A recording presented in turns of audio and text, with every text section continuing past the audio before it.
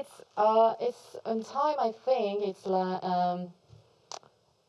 it's 8:30 in New York and 2:30 in Europe, and here in Korea it's 10:30 at night. Welcome all, warm welcome to all the participants to our side events on COVID-19 and CRPD-19. So I'm Hanbyul Choi from Korean Disability Forum, and very welcome all of you. Today we would like to shed light into the institutions at this pandemic era and figure out what should be taken to leave truly no one behind. So first of all, I would like to invite Ms. Mi-yeon Kim, UNCRPD committee member, to deliver welcome remarks for these side events to all the participants. Please, Ms. Mi-yeon Kim. Hello, everyone. I'm a member of the Committee on the Rights of Persons with Disability. My name is Mi-yeon Kim. So, hello, my dear colleagues and friends. I'm the Kim Mi-yeon. Beyond different time zone and the places, today we are being together for this side event, holding with the theme of the COVID-19 and the CRPD-19. I'm very happy to be here with you today. So first of all, I'd like to thank you, the KDF, Korea Disability Forum, who prepared this side event in the tough conditions, and also the Ministry of Health and Welfare, and then Korea Disabled Development Institute, and the Permanent Mission of the Republic of Korea to the UN for your support for this event. Today, I'd like to welcome my colleague in the committee, Jonas Tuskus. He is the vice chair of the committee, and also led the joint committee of the CRPD committee and the CRC committee to enhance the rights of the children with disabilities. He also makes efforts to arrange the campaign of no more send the children with disabilities to the institution, and also to encourage the CRC committee to enhance the rights of children with disabilities with the hope of the family in the principle of the spirit of the UNCRPD. Also, today also we have the other speakers. So I really thank you for the participation. The Director LM Giuseppe of AIDA, who will introduce and share the results of the disability monitoring survey. And also Ms. Innocentia Umjijima Konobi of Pretoria University of South Africa, and also Ms. Elijah Beretti, Jillian Parekh, and the Director Jo Min-jae. Welcome. And also I welcome all of you this side event again. In particular, I really welcome Ladia Haddad and Ines Blush of UNIL, who shared the experience and the passion of emergent deinstitutionalizations. We are living in the COVID-19 era that came to us unexpectedly and changed our life dramatically. COVID-19 virus, which has not face, smell, even sound, but they came to us and they put the socially vulnerable persons, including persons with disabilities, women, children, and the elderly in danger of death. From this crisis, we know clearly that how the society make isolation and neglect these people. We remember that the main victims of the COVID-19 in Korea and the world are persons with disabilities and the elderly who are the poor and the abandoned from their family in institutions and care facilities, and also persons with mental disabilities who have been locked in the mental hospital for several decades like animals. Sometimes absolute God may come to us with cruel death face and say the truth through the dark reality. In fact, this side event is not a happy place for all of us. The latter, with facing our brutal and heartbreaking reality, that this event may be the place to testify and disclose the reality that how the community and the government have neglected the persons with disabilities for a long time, cruelly and systematically than COVID-19.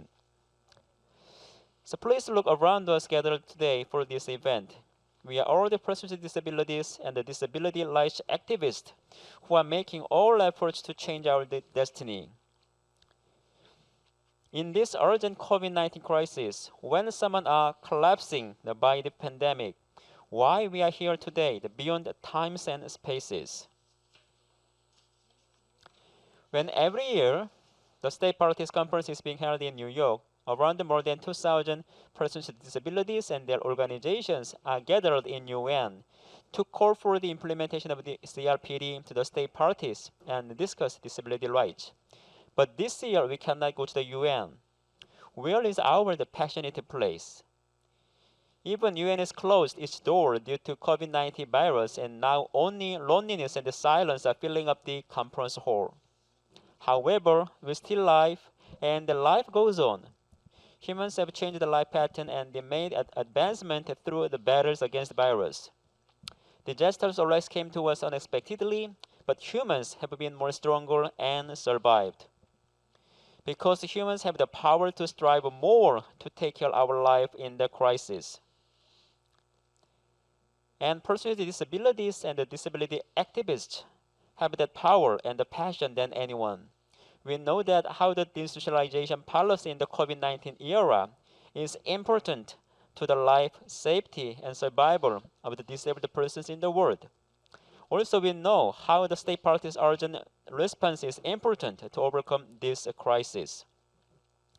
We face now greater challenges than ever before, but we cannot stop to make our voice. We now collect our wisdom and raise our voice more louder than ever before. We persons with disabilities are the members of the human being. Human cannot be going on when some groups are left behind. No one left behind. COVID-19 pandemic once again warns to the human beings. Even we are in online, I wish this place for you to deliver your the passion and the commitment to the world through the UN system. Thank you very much. Thank you, Ms. Mian Kim.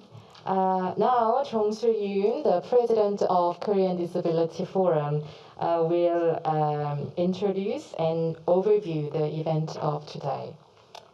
Please. Thank you.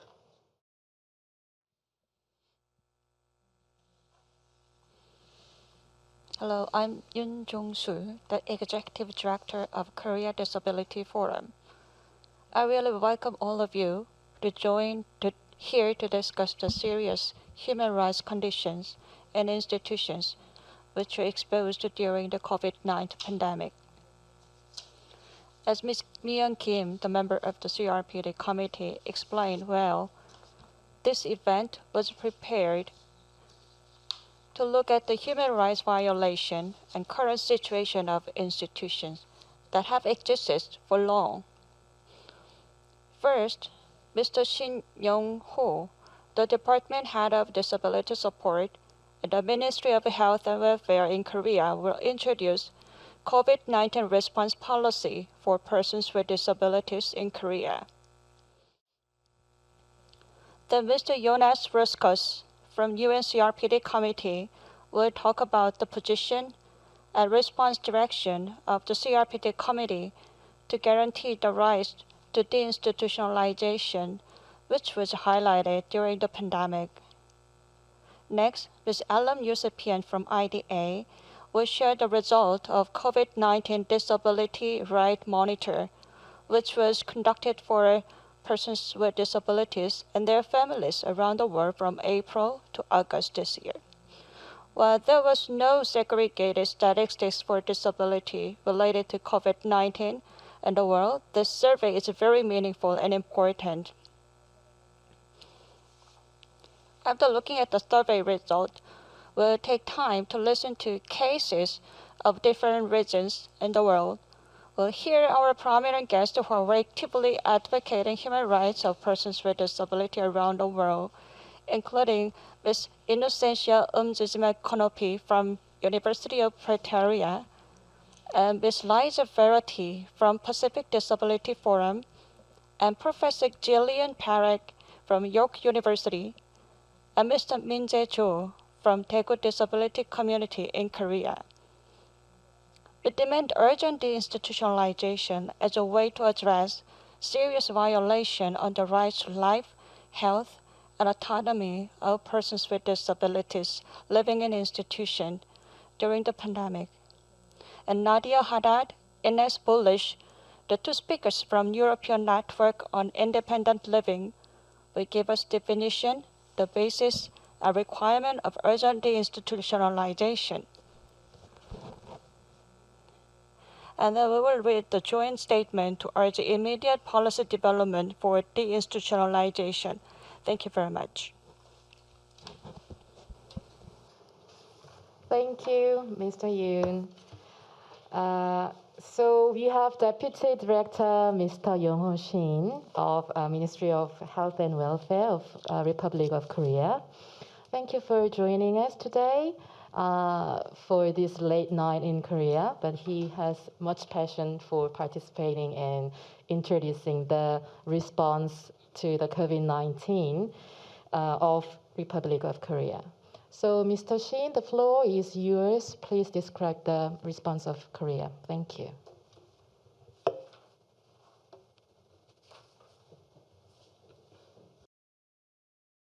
Hello, my friends and colleagues. I'm Shin Yong-ho, the Director of the Ministry of Health and Welfare of Korea. First of all, I'd like to thank you, Chairman Yoon Jong-sul of KDF, who prepared this side event, and also thank you for UNCRPD committee member Kim Mi-yeon, who are being here with us tonight for this side event. I will talk about the current COVID-19 situations in Korea. Since last February, the COVID-19 has been spread in the Korean society. The Korean government monitored all the situations. As of today, 35,163 confirmed cases we have, and also 526 people are dead. And also we have 1.5% of the mortality rate from COVID-19.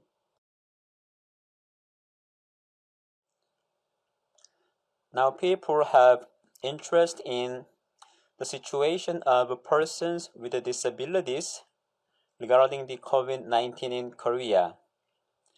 So the Ministry of Health and Welfare made statistics for persons with disabilities related with COVID-19 cases. As of the end of September 2020, we have 2.6 million registered disabled persons in Korea. Out of them, 1,299 persons are infected, which means 0.0496%. When we compare these numbers with persons without disabilities, the total population of Korea is 51 million. So we have 23,106 infected cases so far, so which means 0.0445%. From this data, we understand infectious rate of persons with and without disabilities are almost the same. But there is one thing to be highlighted, which is infectious rate of persons with mental disabilities is relatively high against other types of disabilities. Mental disabilities shows more higher infectious rate than other disability types. Out of the 1,299 cases, mental disabilities account for 10.9% with 141 cases. Before September, there was not much cases in the disability institutions by preventative measures taken by the government. As you know, persons with disabilities living in institutions are very vulnerable to this virus. They are very high risk to be infected COVID-19. So the Korean government tried to control their cases through daily monitoring systems. I will introduce support cases by the Korean government. The first, communication service. From the beginning, when the central and the local governments did briefing about COVID-19, we provided sign language interpretation service. And also, the Ministry of Health and Welfare provide sign language interpretation counseling service through the video phone system. I would not say this is the perfect, but we did our best for the better communications. And also, Korea Center for Disease Control and Prevention provide disability-friendly printing documentations with QR code. Second is care and personal assistance service. We provide 24 hours personal assistance service for persons with disabilities who are self-quarantined. If persons with disabilities need 15 days of the self-quarantine, we provide $5,000 for the personal assistance service to each disabled person. So we allocated around $500,000 to provide personal assistance service for 100 persons with disabilities as a pilot project. If persons with disabilities living in institutions are infected by COVID-19, we provide personal assistance service when they need to go to hospital for treatment. Third, infection control in the institution and relevant service. As you know, the persons with disabilities living in institutions are very high risky to be infected by COVID-19 because their immunity is very weak. So the government has interest in the controlling infection in the institutions. There was massive COVID-19 spreading cases in Daenam Mental Hospital when the government applied cohort isolations when we find some of the cases of COVID-19 inside that hospitals. From that lessons, when we find the small size of infectious cases, we try to transfer inmate persons with disabilities to the local community, instead applying the cohort isolation to the institutions. So far, the government has updated 7 times the guideline to tackle COVID-19. Based on that guideline, the government assigned responsible person to tackle this COVID-19 and also conducted preventative isolation measures to some parts of Korea.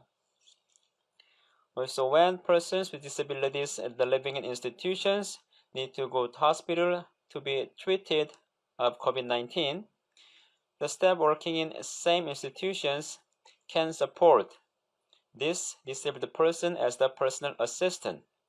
In this case, government provide $2,500 as the additional income to the staff.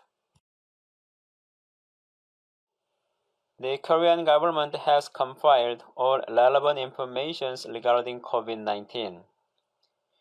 Based on these informations, the government developed COVID-19 response manual and also already distributed this manual across the country to the relevant agencies.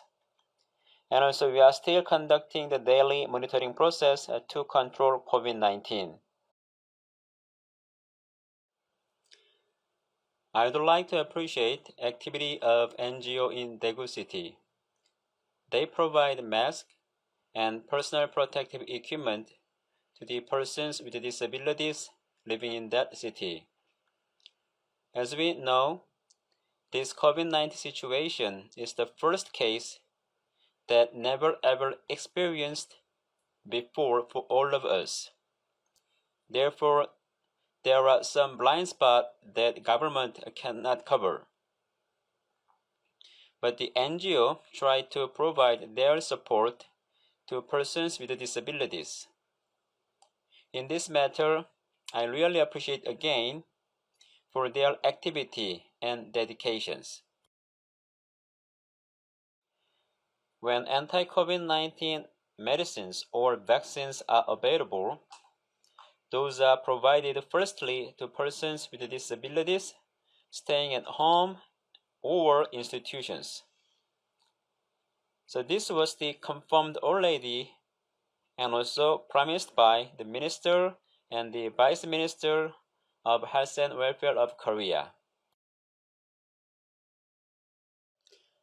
Now I'd like to wrap up my presentation about cases and situations of COVID-19 in Korea. I remember that last year we had a side event in UN headquarters during the State Party Conference. But sadly, this year we cannot. Please stay healthy, and I hope next year we will meet again in UN to have another good side event. Thank you very much. Thank you. Thank you, Mr. Shin. I really hope that we can meet all together in New York, maybe next year. I really hope that. And now we would like to listen from Mr. Jonas Ruskas, UNCRPD committee member, as well as De-Institutionalization working group member. Mr. Ruskas, please tell us about the CRPD standards and committee's response to COVID-19. So the floor is yours. Thank you very much, Madam Chair. On behalf of the CRPD committee, I thank you for inviting me to such a meaningful event. As a vice chair of the committee, I would like to inform that the committee rights of persons with disabilities occurred in institutions or during the deinstitutionalization processes in all regions of the world. In addition to this, the COVID-19 pandemic has heavily heightened the risks faced by persons with disabilities still placed in institutions, including and especially children, women, and older people with disabilities. Persons with disabilities have been locked in institutions that became hotspots of coronavirus, abandoned without access to health care and any other care, equally to all abandoned without access that would have equally to all other people, thus exposing persons with disabilities to their death risks. All of this has reiterated and reinforced the need for measures to expedite the deinstitutionalization processes. The committee has been urged multiple times that state parties and the deinstitutionalization. The committee has observed that there is still much confusion among state parties on how the deinstitutionalization processes should be designed and implemented in order to be compliant with the convention. During its 23rd session held in August and September in 2020, the committee decided to establish a working group. The aim of the working group is to support the deinstitutionalization, to assist state parties and stakeholders by guiding them in practical terms on how deinstitutionalization processes can be carried out in compliance with the convention. The working group considers that the way forward is to prepare the guidelines on the deinstitutionalization, including in emergency contexts. I wish to inform that the working group, being guided by Article 4.3 of the Convention and its General Comment number 7 on the rights of persons with disabilities to participation, plans to organize 6 regional online consultations with organizations of persons with disabilities. The main purpose of these regional consultations is to enable organizations of persons with disabilities from all regions to voice concrete proposals on how the deinstitutionalization process should be made compatible with the convention. Participants will be invited to address the way forward to make necessary changes in legislation, budget planning, implementation, policies, practices to implement independent living and inclusion in the community, and finally to end institutionalization. Participants will be also invited to share their experiences of involvement and participation in the institutionalization processes, including positive experiences and lessons learned on how to ensure the right of persons with disabilities to choose, to control, and to have autonomy over their decisions.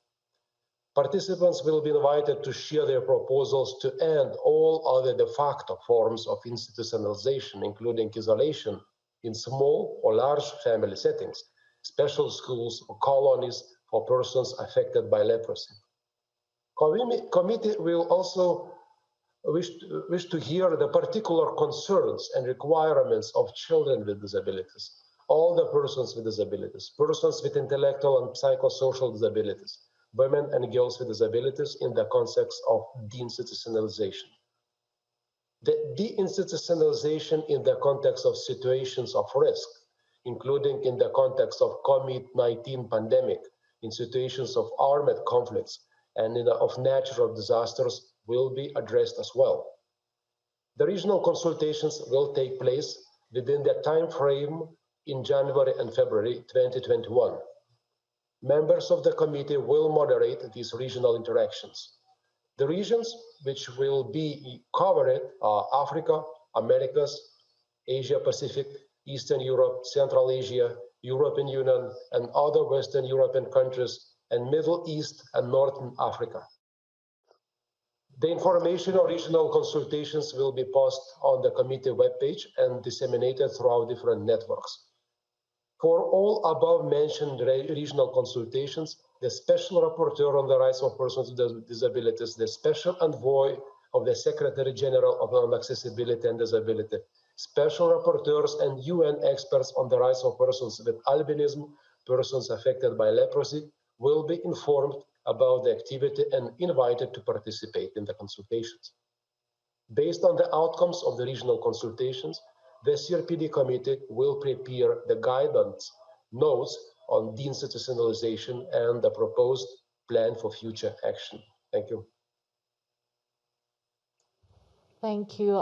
It is quite expected to see the guidelines, and we also want to, if there is any way for us that we can participate to the making process too. Thank you for your valuable information, Mr. Riskus. And now we have Ms. Alam Yousefian here. Hello, Alam. Yes. She is the Inclusive Humanitarian Action and Disaster Risk Reduction Advisor of International Disability Alliance, IDA. So she will share the findings from COVID-19 Disability Rights Monitor. So Ms. Yousefian, the floor is yours. Thank you. Thank you so much. Just can you confirm that you can see and hear me well?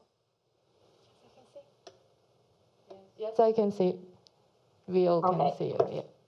Thank you. Thank you so much. Good morning, good afternoon, and good evening, colleagues and friends all over the world.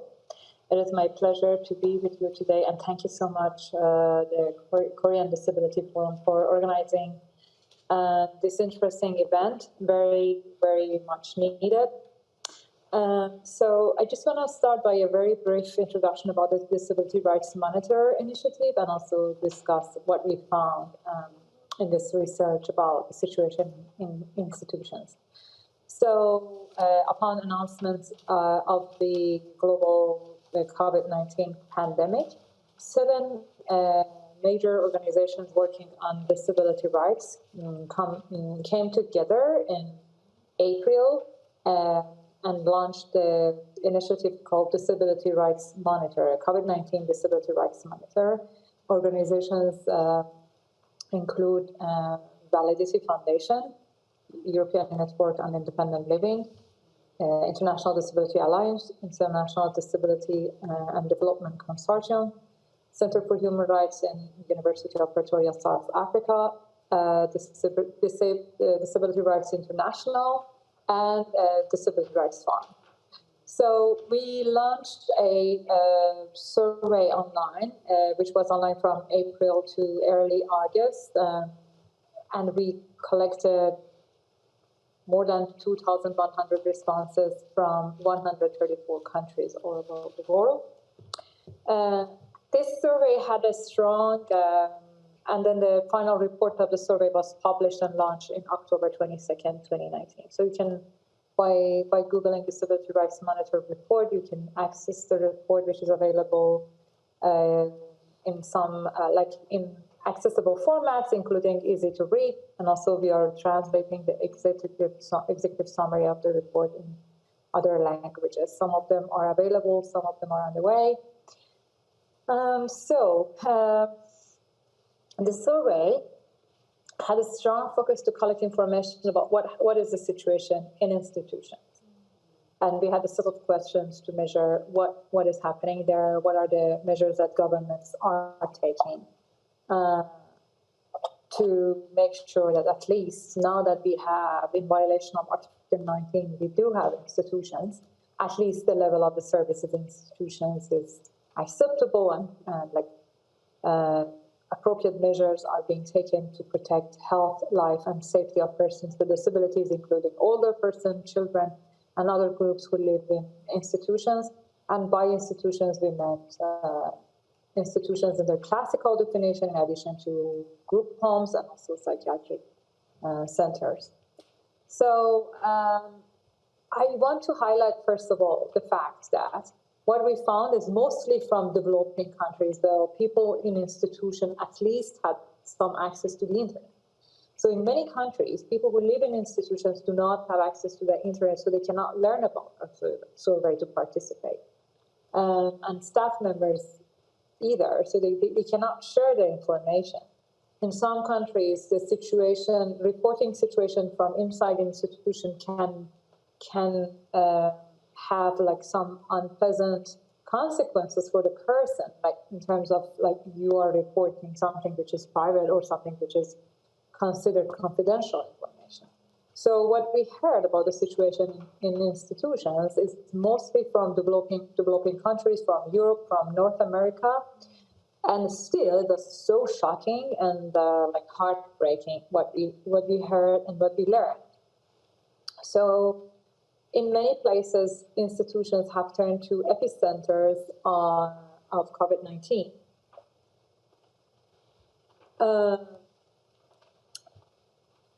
Among those who responded to our questions about did your government take any measure to protect health, safety, and lives of persons with disabilities living in institutions, 33%, which means 476 people, told us that no, there was no measures.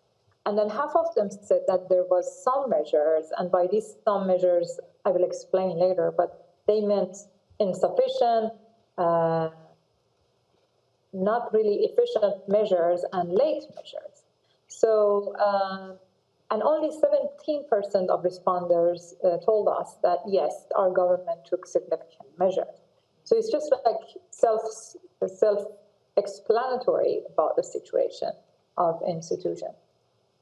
And even in residential schools where like children with disabilities are forced in many situations to stay to get education, and since this is the only way to access education, so it's kind of with all the measures and restrictions kind of institution, the situation is even worse than 44% of respondents told us that no, there was no measure by the government.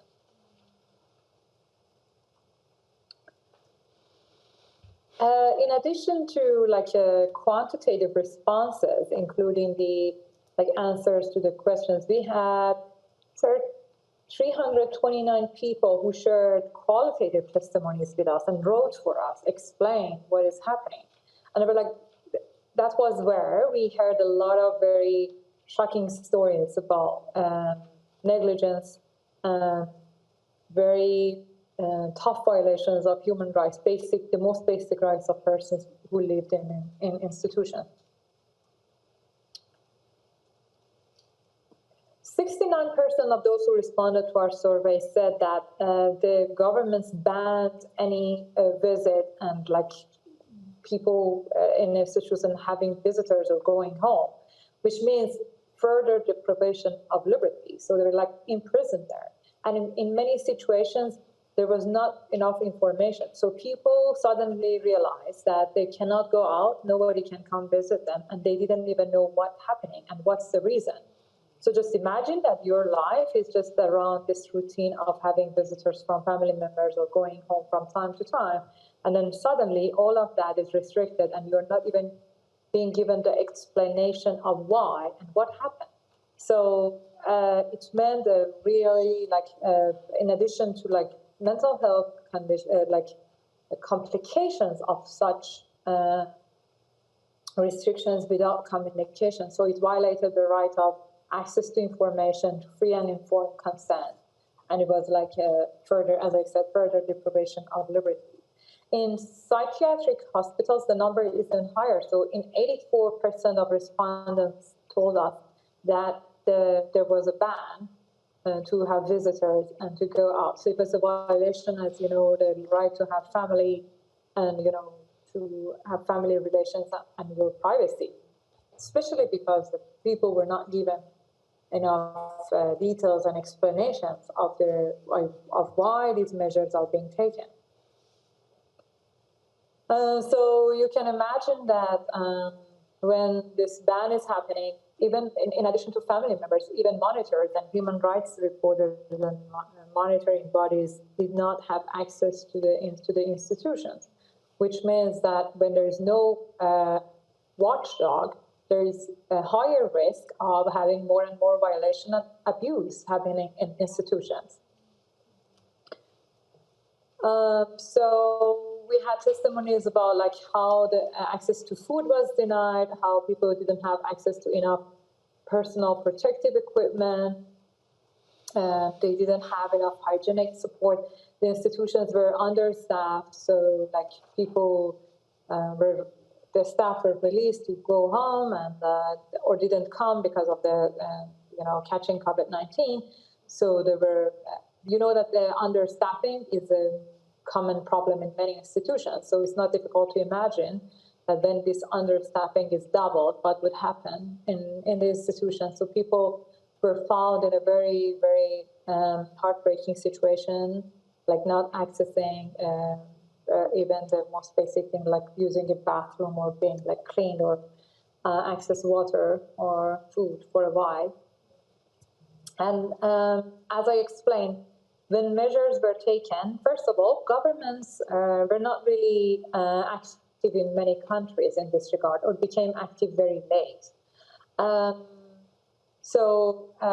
In many situations, institutions were like autonomously decided what to do and when to do it and how to do it.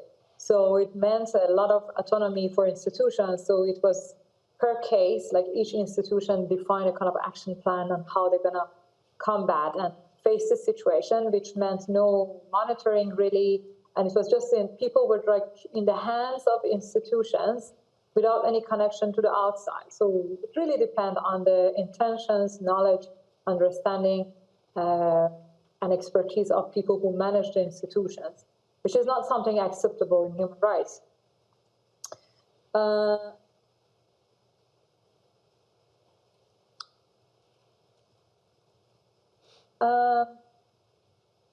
Yeah, of course, we did have good measures documented, for example, like complaint mechanism hotlines, but I didn't mention any specific country when I was talking about violations. So I don't want to mention any specific country when I'm talking about good practices. So let's keep it like government neutral. It's, you know, guys, it more or less is happening everywhere. So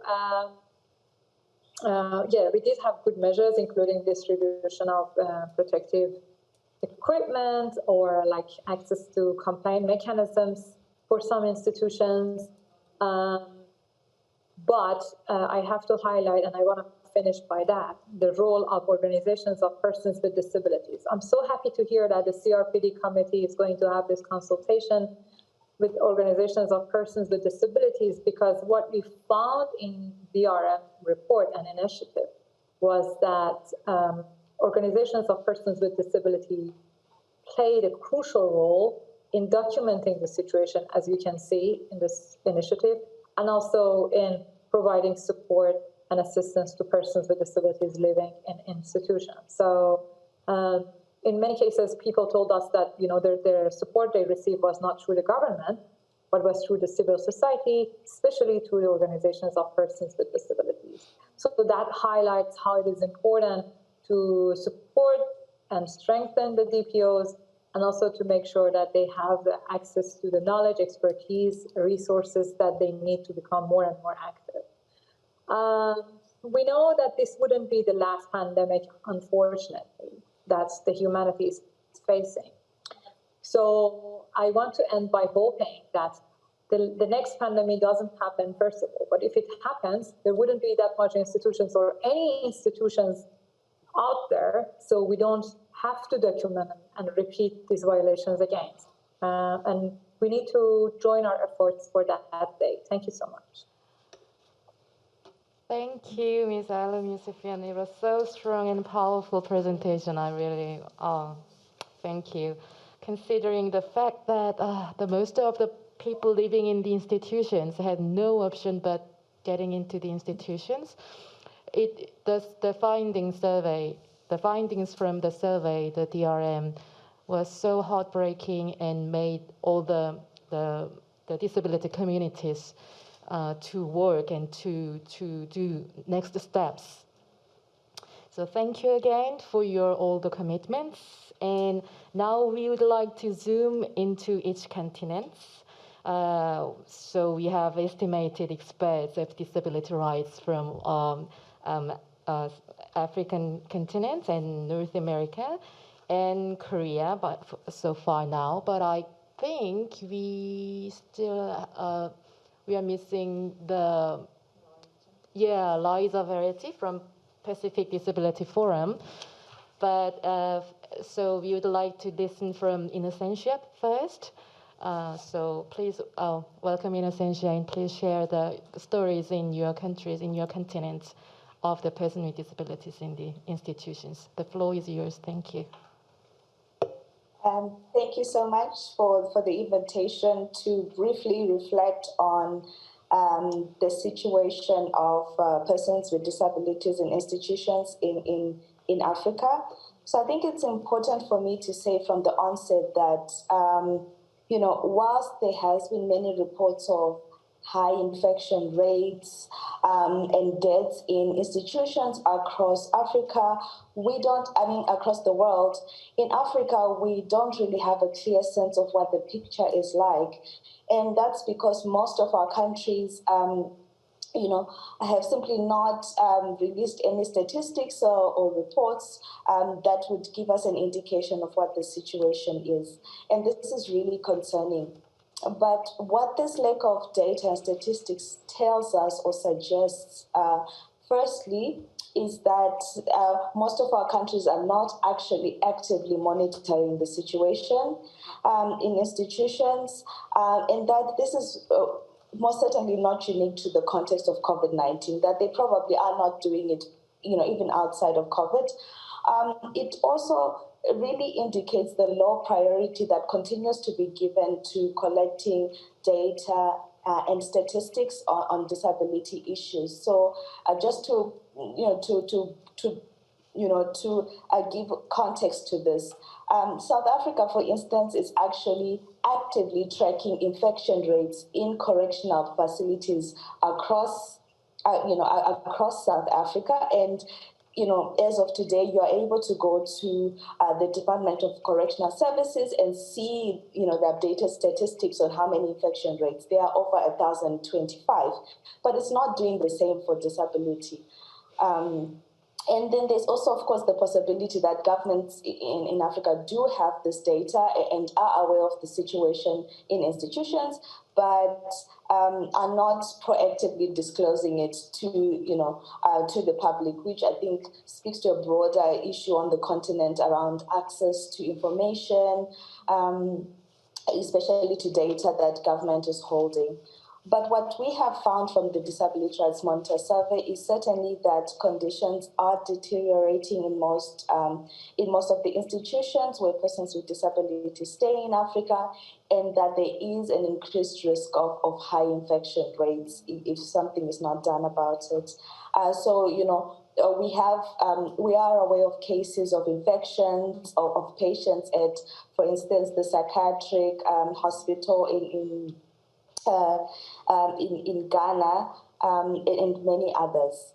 So I'll briefly highlight 2 or 3 core, human rights concerns that the survey that came through in the survey as it pertains to Africa. So one of the key issues was that government was not providing clear guidance and support to institutions. So I think Elhan has spoken a bit to the fact that, many people who responded from Africa indicated that, government hadn't, given clear protocols or guidelines on how they handle infections in the institutions, or how they curb or prevent infections in institutions. The protocols or any guidance that was given was not specific to persons with disabilities. It was confusing, not clear, and it was also constantly changing, which of course led to institutions, making their own rules and regulations. So you have on one hand institutions that simply said, families of persons with disabilities must come and collect their family members with no sense of what support those people would get or whilst in the community. And then you had, of course, the institutions that locked their doors and wouldn't allow access to family members. We also found that in a number of instances that government was not offering protective gear and equipment to those living in institutions, that there was critical shortage of food and medication. And this was, particularly respondents from countries like Rwanda, Uganda, Zimbabwe, saying that, there was a critical shortage of food in these institutions. And there was, in an effort to curb the pandemic, there was a demobilization of some staff from institutions, or, in order that they go and work around COVID, COVID mitigation measures. And that left a lot of institutions understaffed, or, I think there was, there was, cases of, social workers who normally would have gone to institutions to support institutions, no longer being able to go to these institutions. And we also found discriminatory practices in terms of access to COVID, treatment measures. So there was a particular case that was, extremely worrying. There was a woman who had contracted COVID, and again, this was, I think, Uganda, and she was supposed to go to an isolation facility, and the isolation facility wouldn't accept her because she had a psychosocial disability. They didn't want to accept her, and it took a lot of mobilizing and intervention for them to let her stay in that isolation facility. So when you listen to the stories and some of the testimonies that we've gotten from Africa, what is clear, what comes through is, people in institutions feeling abandoned, people feeling lonely, people feeling helpless, people feeling forgotten, people feeling frustrated and not understanding what's going on, and people feeling depressed. So I think I'll stop here, and I look forward to engaging more on the findings from the continent. Thank you. Thank you, Innocentia.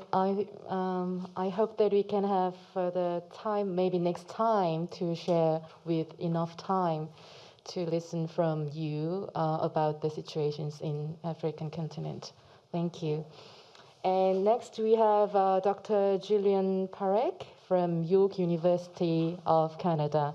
Hello. So the floor is yours. Please share your stories. Thank you. And thank you so much for the opportunity to be here to speak with you today, especially to such critical issues as disability rights, long-term care, in the midst of a global pandemic. So my invitation was a result of a recent article I'd co-written with my colleague, Dr. Catherine Underwood, for an online magazine called The Conversation. This article was written earlier this spring while witnessing the speed with which COVID-19 ripped through Canada's long-term care facilities. Canada is now deep into a second wave, with new outbreaks in care facilities emerging across the country. Even as the nation attempts to address this alarming health crisis, it has become clear that we are facing a crisis in care. A crisis, many would argue, has been ongoing for generations. Dependent on jurisdiction, Canadians with disabilities seeking care and personal care support could have access to home care, self-directed care, and occasionally to independent living centres. However, for many Canadians who require full-time personal care, their choice is often limited to long-term care in residence. Often discussed as a service option for seniors, it is important to remember that long-term care is designed as a strategy to support people with disabilities, many of whom happen to be older. Even though discussions around long-term care often erase disability, the approach to care, largely enacted through the logic of segregation, the congregation of resources, and neoliberalism, is deeply rooted in ableism. When COVID-19 found its way into long-term care facilities in Canada, the results were devastating.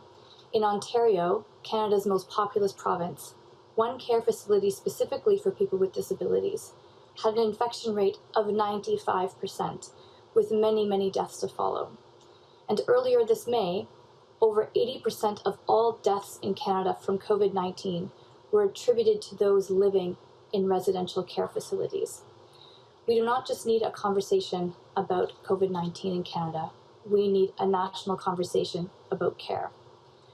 When work done with and through the disability community, as well as in disability studies, we know and have known that residential care can be detrimental to those living within its walls.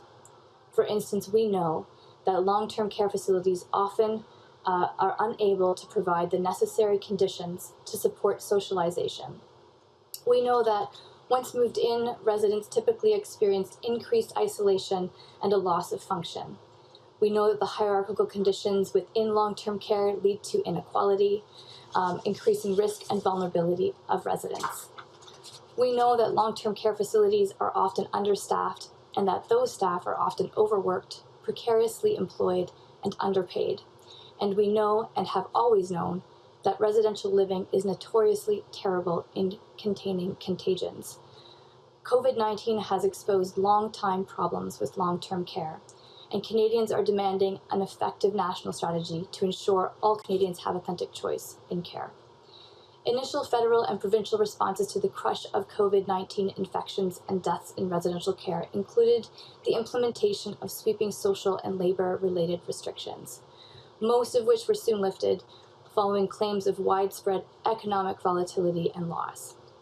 Internationally, it became clear that the idea of protecting economies was pitted against protecting those with disabilities and underlying conditions. Once this false equivalency gained salience, dangerous discourses around disability and expendability soon burbled to the surface. These discourses equated human value with notions of utility and capacity, and in privileging economic activities, disabled deaths soon became predictable collateral damage. So throughout this pandemic, we have witnessed failure to protect people with disabilities' right to life, particularly in situations of risk and humanitarian emergencies. We have failed largely because we continue to fail to recognize the right of people with disabilities to live independently and be included in community. Therefore, in order to realize the Sustainable Development Goals of promoting good health and well-being, reduced inequality, and peace, justice, and strong institutions, we demand a re-envisioning of care. And at the forefront of that re-envisioning, we need people with disabilities and those who have experienced life in long-term care to be leading and advising on systemic change. Thank you.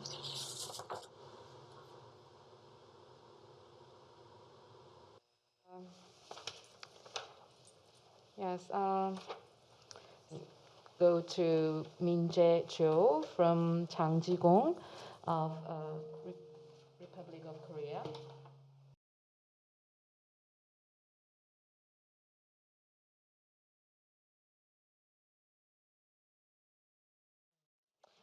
Okay. From yes, he is from Disability People's Organization in Daegu, the city which was mostly affected by the COVID-19 virus on this February to March.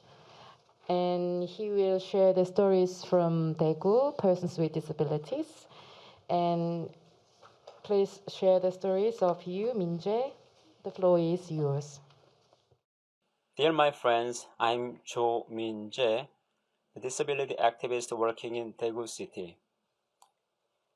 Firstly, I would like to deliver my solidarity message to my friends working for the rights of the persons with disabilities in the world.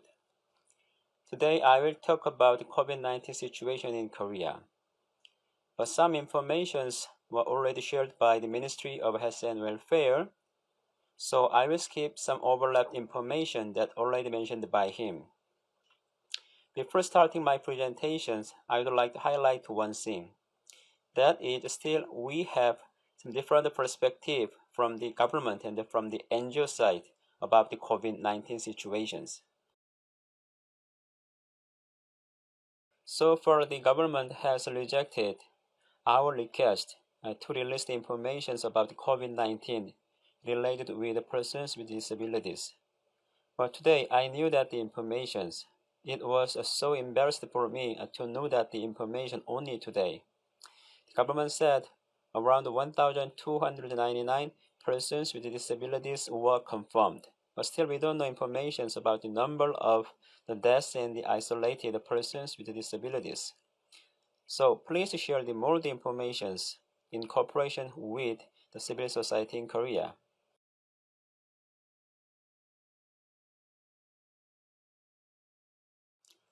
After first and the second wave, now we are in the third wave of the COVID-19 crisis. There was no manual and supporting measures during the first wave of COVID-19. Now the government said they provide 24 hours of the personal assistance service and manuals and other supporting measures. But this was the result of the request by disability NGOs in Korea after first wave of COVID-19.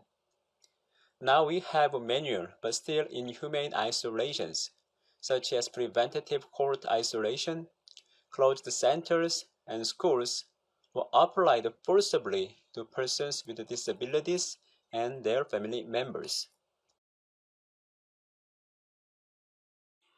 Today, I would like to highlight the situation of mass infection inside institutions. There was no official statistics about this, so I collected information from the private statistics. There was a mass infection cases happened inside care centers, mental hospitals, and residential institutions for persons with disabilities.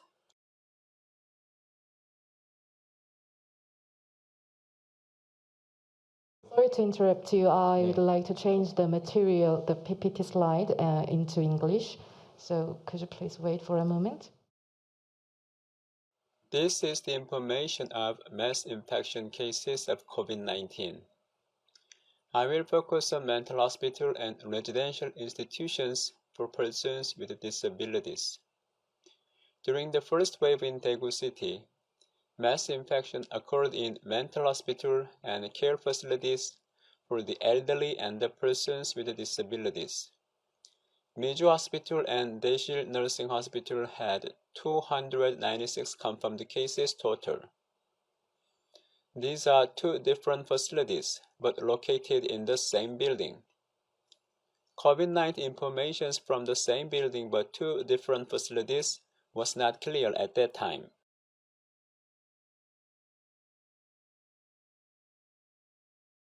These confused informations put persons with disabilities in more vulnerable condition. This is the case of Cheongdo Daenam Hospital, which had 114 confirmed cases. This is complex buildings connected all by only one elevator. One big issue is that all 103 patients in the fifth floor in the closed psychiatric ward have contracted by COVID-19. After COVID-19 infection, cold isolation was applied to this facility, and disability NGO raised the voice of inhumane treatment by bringing the case to the National Human Rights Commission. After that, all patients were transferred to other hospitals.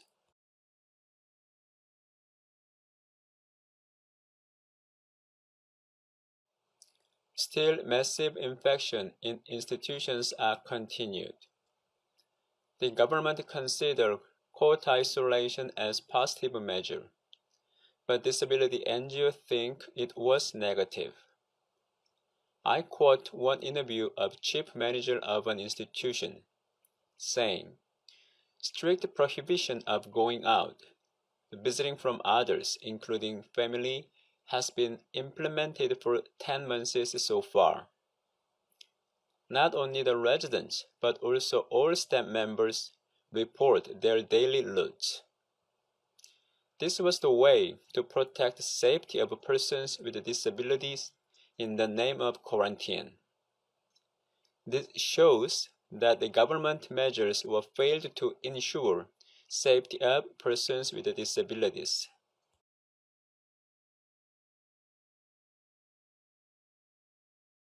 So now disability NGOs demand emergency de-institutionalization. Chair of the Anti-Discrimination Alliance in Korea said, "Korean government should reconsider the prevention measures on the institutions. It is urgent to move the residents from institutions to the community permanently or temporarily." We filed a petition to the NHRI based on the Article 19 of the CRPD. But still, there is no official comment from the government on this issue.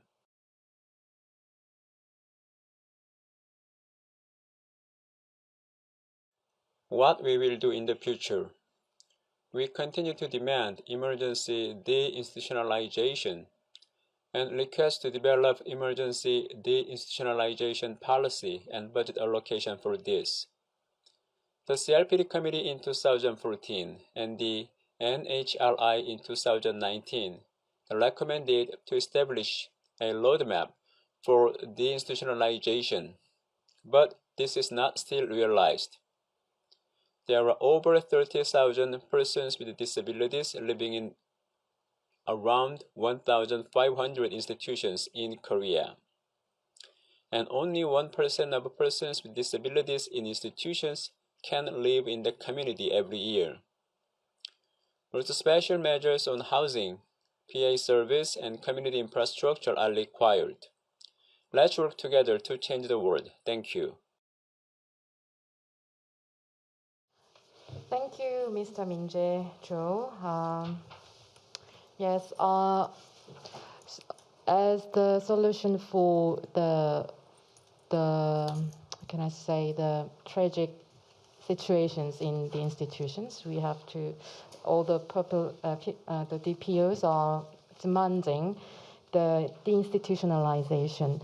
So we would like to focus on, now we would like to focus on the deinstitutionalization, especially during the emergency situations. So we would like to call it as emergency deinstitutionalization. And we have Nadia Haddad and Ines Bullish for explaining about this concept and the base of the emergency deinstitutionalization. The floor is yours, Nadia and Ines. Please, thank you.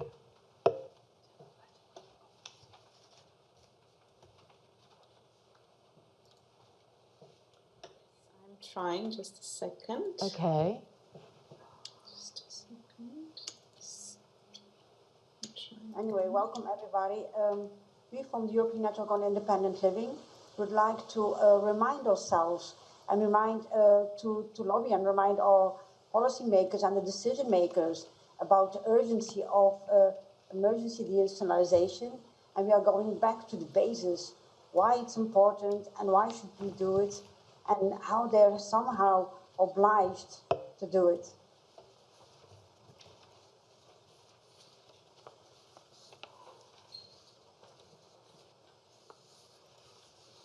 Sorry, Nadia, I'm having some trouble sharing this.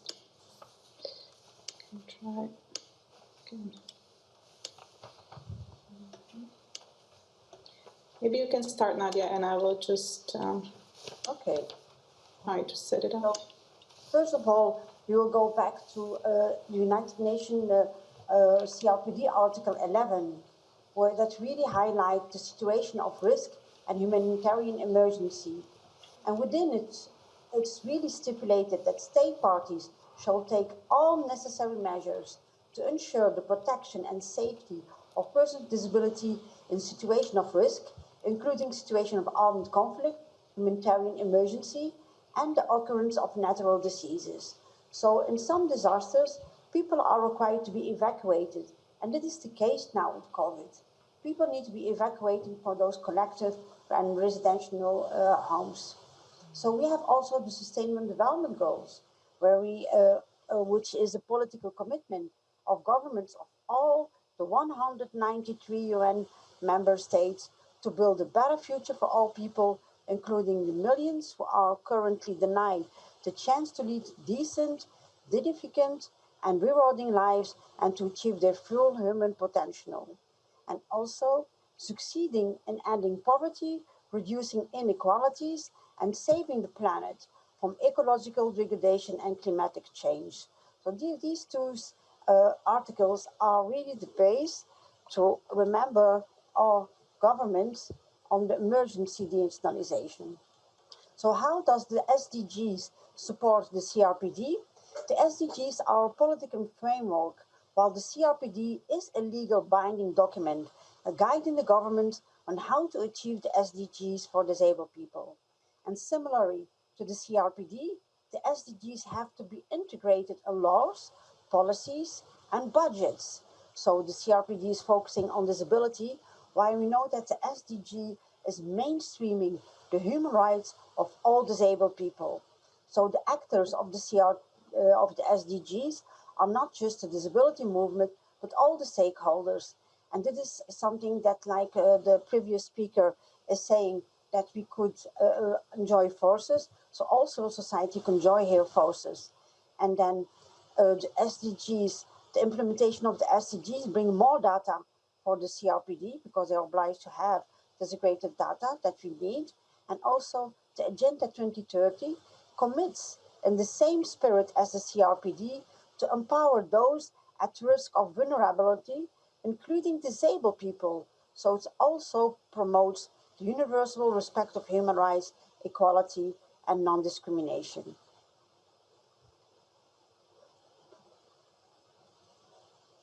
Shall I continue here, Nadia? Please. Yes, hi everyone. So I will just continue here talking a little bit about what is the institutionalization.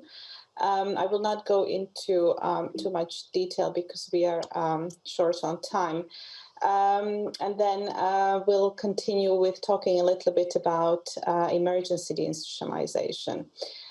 So one thing to say is there is still very little understanding about what deinstitutionalization is according to Article 19. And this is why the guidelines on deinstitutionalization, which Mr. Ruskus mentioned, will be really important for going forward. What we find in the European context, and I have to say we just did a large survey of European countries, is that while most European countries have in fact deinstitutionalization strategies, the vast majority of them is inadequate. And this is for various reasons. Now, we already have very clear, actually, directions on what deinstitutionalization strategies should contain in the General Comment 5. Of course, the General Comment 5 explains in quite a bit of detail about how member states or how states parties should go about implementing Article 19 of the Convention on the right to live independently and being included in the community. And the General Comment 5 states that deinstitutionalization strategies need to have specific timeframes and adequate budgets, that they have to aim to eliminate all forms of segregation, so including small institutions, including the so-called group homes or forms of congregate care. They say that special attention must be paid to people who are most likely to be left behind in institutions, such as people with psychosocial disabilities, people with intellectual disabilities, but also children with disabilities because of the long-term negative effect institutionalization has on children. Deinstitutionalization strategies require participation of disabled people, both in the design but also in implementation, and they must have mechanisms to monitor their implementation. Now, the strategies that I mentioned around Europe, most of them actually fail to comply with any of these characteristics. So they're either too long, they don't cover everyone, and a lot of them plan for disabled people to be moved from large institutions into small institutions. Now, talking about emergency deinstitutionalization, how we came to this, of course, UNIL has always advocated very strongly for the closure of institutions and for people to have the right to live independently in the community, all disabled people, regardless of their support needs. But of course, we saw early on this year, I mean, it's one of the first news we started hearing after the pandemic started spreading in Europe was about the impact on people in institutions, in older people in nursing homes, but also disabled people, other disabled people in institutions. And as we heard through from different presentations today, the most common sort of response from the governments was to close institutions further, to isolate residents further. There was no discussion about moving people out of institutions as a way of, saving their lives, in fact. So with Validity Foundation and Disability Rights International, we convened an event in June where we sort of put this on the table and called for emergency deinstitutionalization. There has been a lot of skepticism about this idea, at least here in Europe, because of course there is that fear that people will be simply let out of institutions without any support being provided, that deinstitutionalization won't be done properly. But our message was simply that deinstitutionalization has to be a part of the response to the pandemic. It has to be planned as part of the response to the pandemic. And that this is the only way to ensure people's safety. So instead of isolating residents, which of course hasn't made them any less susceptible to the virus because the staff continue to bring in the virus into the institutions, that they have to accelerate the institutionalization reforms during this time. And the aim would be, of course, to ensure that at least for some people, I mean, whatever is realistically possible within a short period of time, at least some people should have already been provided with opportunities to move out of institutions during this time. We haven't, unfortunately, seen any of that or very little of that. And in the cases where people have been, sent back to families weren't provided with any additional support, etc. So we wouldn't call that deinstitutionalization. And of course, we were very happy to see that the CRPD committee has taken this message on board, and that they have established the group on deinstitutionalization And we are very pleased to hear the plans for how this is going to work, and that it's going to be very participatory, and that it's going to be done soon, most of all, rather than, again, in the sometime in the future. Now we get a lot of questions about what emergency deinstitutionalization should involve, and how is it possible for governments to move everyone out at the same time. So of course, the message here would be, we know what deinstitutionalization requires. It requires that people are provided with support services in the community, such as personal assistance. It requires that people are provided with adequate housing. It requires that people are provided with adequate income. And it requires that people are provided with peer support, among others. There's other elements, of course, to independent living, which I'll come to in a second. But as an emergency response, this is what would be necessary for people to be able to move to the community. Of course, for some people, it is easier to do this. Some people may already have housing. They might just need additional support. For some people, it is a little bit more difficult, but it can be done. That's important, and it should be done. And governments have and should have systems in place to ensure that people can move out, even during the pandemic, to protect them from the virus. I would like to mention also that we have supported a case taken by Validity Foundation and the Kumpuvuori law firm against Finland, where the case was taken to the European Social Rights Committee, and we challenged the fact that Finland has locked up disabled people in the so-called housing units. So these are group homes, smaller institutions. During the whole time of the pandemic, has prohibited people from leaving, has prohibited visitors. And whereas in fact they should have proceeded with deinstitutionalization reform. So this is one of the ways we have been asking also, and I can share the details in the chat of this complaint. It might also be useful for people in other countries who might wish to take similar legal action. This is how we would explain what is required for emergency deinstitutionalization.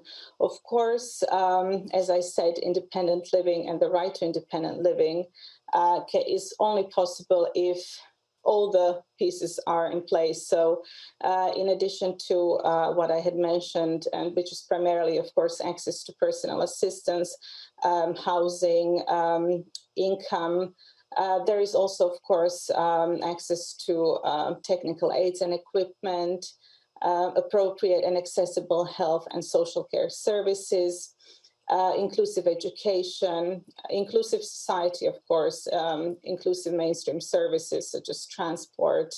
And so all of this is something that should be a part of deinstitutionalization strategies.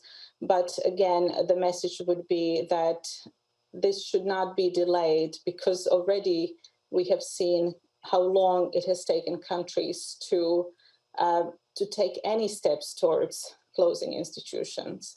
And I mean, I'm not familiar with this situation in other parts of the world, but in Europe, in fact, very little progress was made, not just during this pandemic, but in the last 5-10 years when it comes to institutionalization. And you can see this if you read the reports, the recommendations of the CRPD committee for the various countries. We can still see institutions being built and renovated, even during this pandemic, I have to say, but we can see very little move towards independent living. And in terms of good practices, of course, there is a lot of good practice out there. As ENIL, we promote, first of all, proper access to personal assistance as a key tool for independent living. I will hand back over to Nadia to talk about some of the next steps. So if we will follow the recommendation of the stakeholders group of persons with disabilities to governments, healthcare providers, service providers, and to people in the community worldwide, we ask first of all for the compliance with the CRPD, and particularly the articles 4.3, 6, 9, 10, 11, 19, 21, 25, 26, as well as the SDGs. And in particularly, we need to, when we say zero hunger, because we saw that in some countries, they just have lack of food. So also access to good health and well-being, quality education is very, very important. Suddenly everybody should go online while the conditions are not permitted for everybody to have access to do that. Also, gender equality is something that we should remind our policymakers that should be one of the priorities. We need to reduce inequalities like stipulated in the SDGs and also work more on the sustainable cities and the communities where the people live and have access, and they need to have access to it despite the COVID measures. So within the recovery plans, we should we should ensure that all these measures are taken into consideration. On the other hand, we need also to build capacity for the collection of good analysis and disseminations of disability data. And also we need to enable a comprehensive assessment on the progress of the situation of disabled people vis-à-vis the SDGs, but also the CRPD and also the next steps, for example, the planification of the vaccination for now in the future. We need to ensure that it will be accessible, that it's for free of a very low price for persons with disabilities, that we have priorities and that they have access to it, and that the communication will be well done. You can go to the next slide, please. Ines? And so, yes, we want to thank you for your attention. And if there are any questions, don't hesitate. Let's join forces like we hear the other speakers to ensure that everybody can be included in society and that we can be part of the recovery plan and that we can be healthy again and be actively involved into the society. Thank you. Thank you. Thank you to Nadia and Ines for both of you. So now we have prepared a joint statement to urge to the state parties to prepare with the emergency de-institutionalization strategy, enough budget, sufficient budget, and housing, as Nadia and Ines mentioned. Okay, so maybe we can start from Mr. Jonas Ruskas and until to all through to Ines Bullish. So can you start from Jonas, please? Thank you. Yes, thank you. Yeah, so this joint statement for emergency de-institutionalization strategy and viability of institution-based living during an era of COVID-19 pandemic. A capitalist model of profit-driven public health response structures, which is discriminatory against the marginalized groups, has persisted from the Spanish flu in 1980s, when as many as 50 million people died, to SARS in 23, in MERS in 2015, and COVID-19 in 2019. As a result, the number of people who have died from COVID-19 by September 2020 exceeded 1 million, and the World Health Organization has raised concerns about pandemic with the seasonal flu, warning the death toll will exceed 2 million. In addition, viruses such as COVID-19 are not only devastating to human body, but also to human interaction.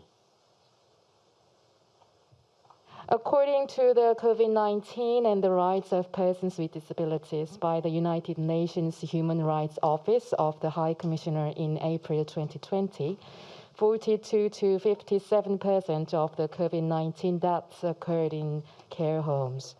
COVID-19 Disability Rights Monitor, a global survey which collected 2,152 responses from 134 countries from April to August 2020, concluded that states have overwhelmingly failed to take sufficient measures to protect the rights of persons with disabilities in their responses to the pandemic, and that policymakers at many levels appear to have reverted to treating persons with disabilities as objects of care or control. According to the survey findings, 33% indicated the government has not taken any measures to protect the lives, health, and safety of persons with disabilities in institutions. In addition, 44% indicated the government did not take any measures to protect children with disabilities living in residential schools. And 26% responded the government did not take any measures to inform people in institutions about the state of emergency. As such, people who have no choice but to live in institutions are being excluded from or discriminated against in national COVID-19 response policy, and even their basic rights of freedom and life are threatened. Even now, when institutions are widely considered epicenters of outbreaks, residents are still being isolated and forced to stay in the institutions. Although the status of COVID-19 infection varies from country to country, the desperate fact of the matter is that people living in facilities all suffer from the same inhumane circumstances.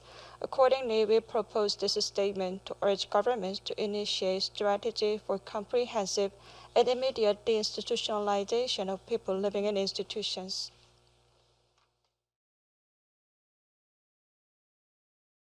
Okay, so first, all countries and DPOs must establish an emergency deinstitutionalization policy and guarantee financial and human resources for a comprehensive system promoting shift from institutions to community integration.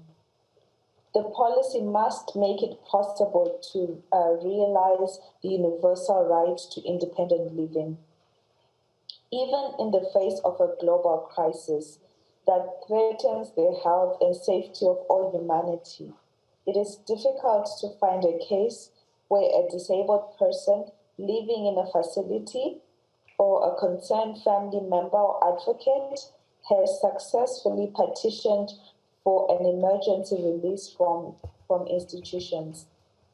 This demonstrates how serious the discrimination and exclusion of persons with disabilities is, as it has accumulated over the history. Parties to the CRPD are urged to immediately establish an emergency deinstitutionalization policy to ensure the rights of all persons with disabilities in accordance to Article 19 of the Convention. If the policy is designed discriminatorily according to age, severity, or type of disability, some of the most excluded groups will continue to be institutionalized. In order to prevent ongoing social catastrophe and confusion, there must be a guaranteed essential policies for independent living, such as basic housing and income security, community services, access to personal assistance, skilled human resources, healthcare services, and community life assimilation. Second, in order to transform the cultures of discrimination and hatred reinforced by segregated institutions on the basis of disability, age, gender, etc., all countries should immediately ban new admissions and cease the development of the new and expansion of existing institutions and policies. In the face of economic crisis caused by COVID-19 and the strains on the national healthcare system, there is a growing concern that the number of people with disabilities entering institutions will continue to increase. All state parties should ban additional new admission into such institutions and prohibit attempts to maintain institutions that enter the long-term care systems, such as shifting to short-term, small-scale institutions distinct healthcare services and introducing guaranteed guidelines for institutions with a low priority for human rights. They are nothing more than protecting the institutions system rather than protecting people and their rights.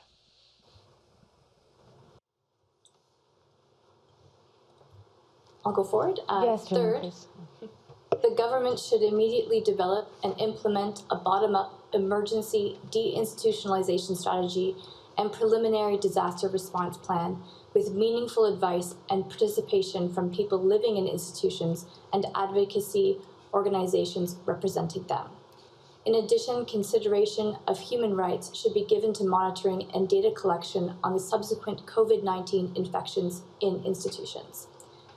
Persons with disabilities residing in institutions amid the COVID-19 pandemic have indicated fears that the care facilities have disproportionate and unchecked power to determine their circumstances and fate. Therefore, a bottom-up strategy should be taken. Listening to the voices of the persons living in institutions when human rights monitoring and data collection are implemented and in the policy-making process. It is also important to ensure actual rights of the persons in institutions from individual plan to budget execution with a goal of moving out into the community. So the fourth point is education of public officials, members of National Assembly, the media, and the general public must be expanded to increase the awareness and understanding of deinstitutionalization and to decrease social discrimination against the persons with disability and their support providers. So if social discrimination and hatred persist in society, even after deinstitutionalization, this create another type of institutionalization community. History has shown that the tides of discrimination and prejudice have often endured long after the epidemic has passed and resulted in a more serious wave of exclusion and animosity. Therefore, active efforts on national level must be maintained to raise awareness on the rights of persons with disabilities and their support groups.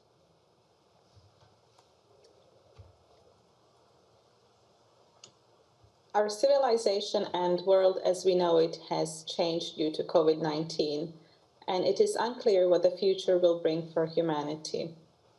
The fundamental response or path to recovery is to change the reckless way of life defined by a capitalist civilization and to embrace a more sustainable and communal social coexistence with each other. Therefore, the starting point for transforming the institution-based society and preventing human rights abuses of people living in institutions is to implement comprehensive and immediate deinstitutionalization reforms. This can become a process for restoring fundamental human rights, as well as the right to independent life for everyone, including the disabled. As a result, we will build the experience and wisdom to reimagine disability-inclusive communities and flexibly cope with COVID-19, as well as any other future crises to come. Okay, thank you all for participating to this side event and your meaningful discussion and your stories. Thank you again, and we hope that today's meeting can be further solidarity. Thank you again for all of you. I would like to give hands to all of us to participation to this side event. Thank you. Thank you. Good night and good afternoon to all of you. See you again, hopefully. Thank you so much. Thank you. Bye. Thank you. Bye. Thank you. Bye.